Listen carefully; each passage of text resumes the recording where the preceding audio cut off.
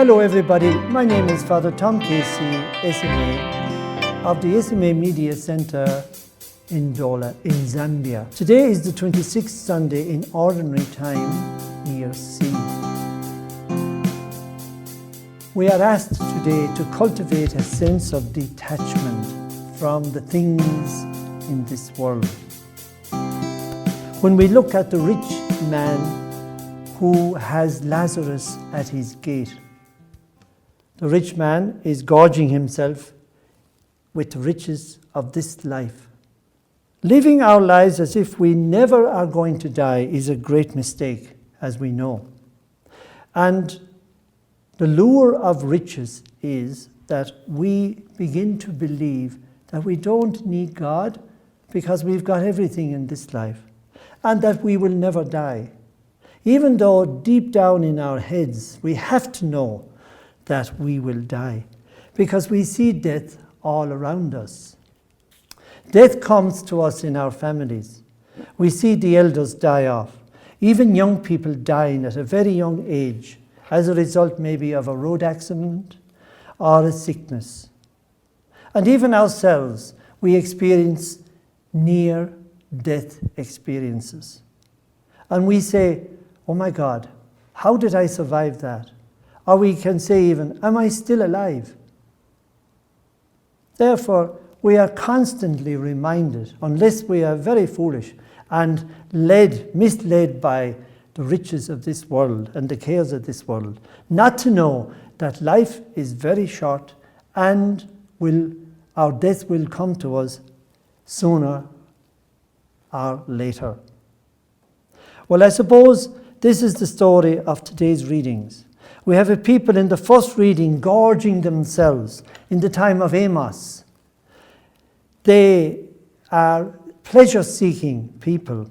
Amos is annoyed with them and is warning them that the riches that they now enjoy and the pleasures that they now enjoy will come to an end, as indeed they did with the exile.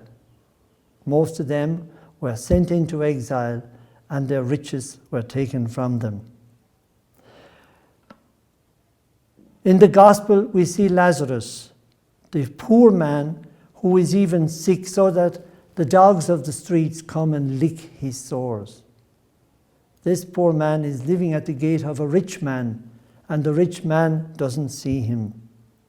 But then one day, a shock comes. Both of them are dead. One is in torment, the rich man. Lazarus is enjoying heaven. Now the rich man is in trouble. He has been living a life of pretending that there's no such thing as death and judgment. And now he's in trouble. Now he sees the foolishness of his ways. We can learn from this story by looking at the rich man more and seeing how we too can be lured away from the valuable things of this life and fill our time and our occupations in seeking things that do not last. Selfishness is the opposite to good living. Selfishness means not sharing what we have with the poorer people in our lives, giving of what we have to make their lives a bit better. The lesson for us is not to pretend that our riches and our pleasures of this life are coming to an end. We must prepare for the life to come. And so doing, we are preparing and storing up treasures for ourselves in heaven. The wisdom we have learned from our Christian living is that if we live every day as if it is going to be our last day, then we are living and moving in the right direction in our lives. In fact, we are happiest because we are prepared for that final exit. And our life becomes more fulfilled. St. Francis was asked by his fellow friar as they were in their garden, gardening and hoeing. The friar with St. Francis said, "Francis, what would you do if you realized that today Jesus was coming for your soul?" St. Francis wisely said, "I would continue hoeing as I am now." In other words, St. Francis was ready at any time to leave the things of this world and his worldly life, and he was prepared to enter into the life with God and heaven. He was free. Also, we can be free. How, you may ask? Well, by living our Christian life to the full. Possessions become useless if we keep them for ourselves. What do I mean by that? The gifts we are given, like being born into a rich family, a fairly well-off family, even a middle-class family, is a gift from God.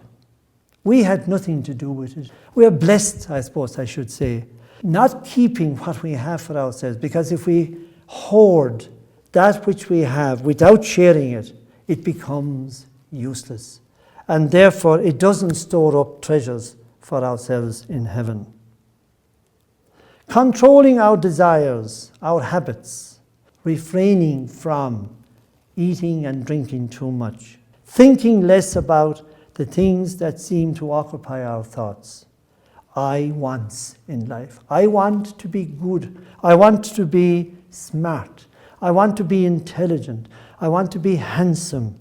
I want to be seen in high up places. I want to be enjoying myself. All these are not life-giving. Probably they are the sins of the rich man and the people in Amos's time in the first reading today.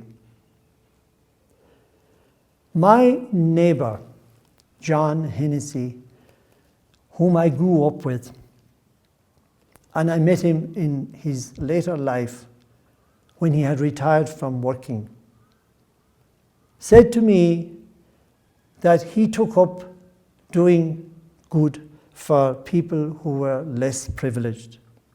He took up driving those with special needs, either mental or physical. And he used to drive them free of charge to wherever they would go. And he said to me, this gave him the greatest pleasure in life. John had found a way of giving of himself and storing up treasure for himself in heaven. He has now gone to his eternal reward over 3 years ago. If you are privileged to have a comfortable life, don't take it for granted and don't keep it to yourself. Share what you have as best you can, and you will find real happiness. Remember that everything we have is borrowed. We are given a loan by God. What we have, we cannot take. What we can take with us is what we store up with us in heaven. We will use the words, I believe in the resurrection of the dead and the life of the world to come. We are challenged by this statement, which we may say glibly without really understanding it. But I'm putting this challenge to you today, as well as to myself. Am I too busy with the treasures I have in this life, the gifts I have, the possessions I have? Am I putting too much emphasis on them to the detriment of the gifts that I need for life hereafter in heaven? Let us be detached from the things of this world and not fall into the trap of our friend, the rich man in today's gospel. This is Father Tom Casey, SMA, from the SMA Media Center in Dola, in Zambia, wishing you a happy and holy and peaceful Sunday. God bless you.